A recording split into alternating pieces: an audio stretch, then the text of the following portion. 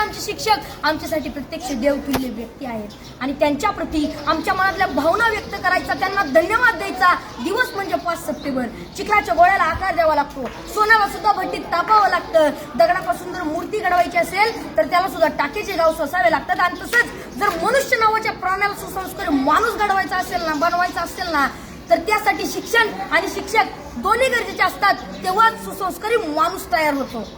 जगावर राज्य करणारा इंग्लंड हा देश आहे आणि या देशाच्या सांस्कृतिक परंपरेने त्यांच्या देशातील शिक्षकांना राष्ट्रपतींइतका सन्मान आणि दर्जा दिला जातो आणि म्हणून तर ते जगावरती राज्य करतात.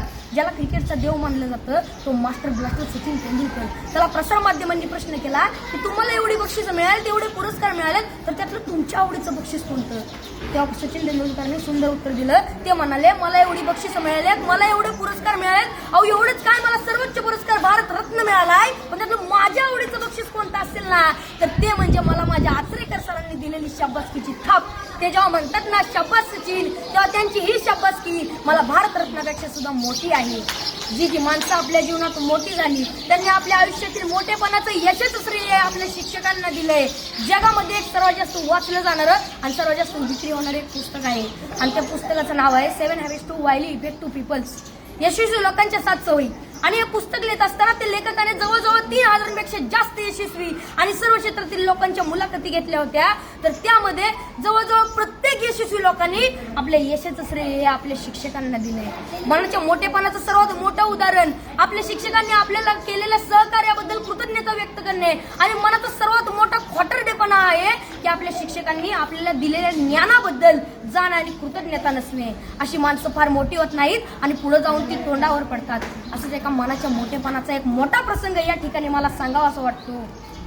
एकदा डॉक्टर बाबासाहेब आंबेडकर इंग्लंडवरून भारतात येत होते. ही बातमी त्यांच्या कार्यकर्त्यांना, त्यांच्या आयोजकांना समजली. त्यांचे कार्यकर्ते बाबासाहेबांच्या विमानाची वाट बघत विमानतळावरती थांबले. बाबासाहेबांचं विमान 2-3 तास लेट होणार होतं, पण तरी सुद्धा त्यांचे कार्यकर्ते त्यांच्या स्वागतासाठी त्यांची विमानतळावर 2-3 तास वाट बघत थांबले आणि 2-3 तासानं बाबासाहेबांचं विमान विमानतळावरती लँड झालं. बाबासाहेब खाली उतरले. बाबासाहेबांचे सर्व कार्यकर्ते बाबासाहेबांच्या दिशेने पळत सुटले. ढोल ताशे वाजू लागले. बाबासाहेबांच्या घोषणांनी आकाश दुमदुमून गेलं. बाबासाहेब आप आगे बढ़ो, हम तुम्हारे साथ है, बाबासाहेबांचा विजय असो अशा घोषणा देत होते. कोण बाबासाहेबांच्या पायात पडत होतं तर कोण त्यांना हार घालत होतं. बाबासाहेबांची नजर समोर गेली तर समोर बसलेला एक म्हातारा माणूस मात्र बाबासाहेबांचा हा कौतुक सोहळा अतिशय प्रेमाने पाहत होता.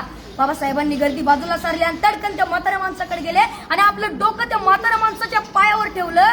त्या क्षणी सर्व लोक आश्चर्यचकित झाले. एवढे मोठे प्रखंड पंडित डॉक्टर बाबासाहेब आंबेडकर या म्हाताऱ्या माणसाच्या पाया का पडतायत? त्या क्षणी बाबासाहेब म्हणाले, हेच ते केळुसकर गुरुजी ज्यांनी मला माझ्या लहानपणी शिकवलं.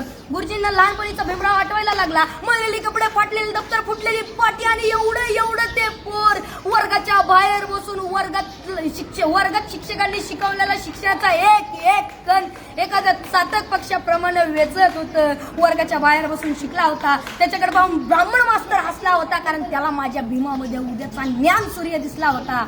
डॉक्टर बाबासाहेब आंबेडकरांना केळुसकर गुरुजींवर प्रचंड प्रेम आणि श्रद्धा होती. मला या ठिकाणी म्हणावं असं वाटतंय, घरट्यातून पिलू उडावे घेऊन दिव्य शक्ती, आकांक्षाचे पंख असतात आणि उंबरठ्यावर भक्ती. तसंच आपण आपल्या आयुष्यात किती जरी मोठं झालं, किती यश संपादन केलं, तरी आपण आपल्या शिक्षकांना आणि आपण आपल्या शाळेला कधी विसरलं नाही पाहिजे. एवढं बोलून मी माझ्या भाषण संपवतो. जय हिंद, जय भारत. Very good.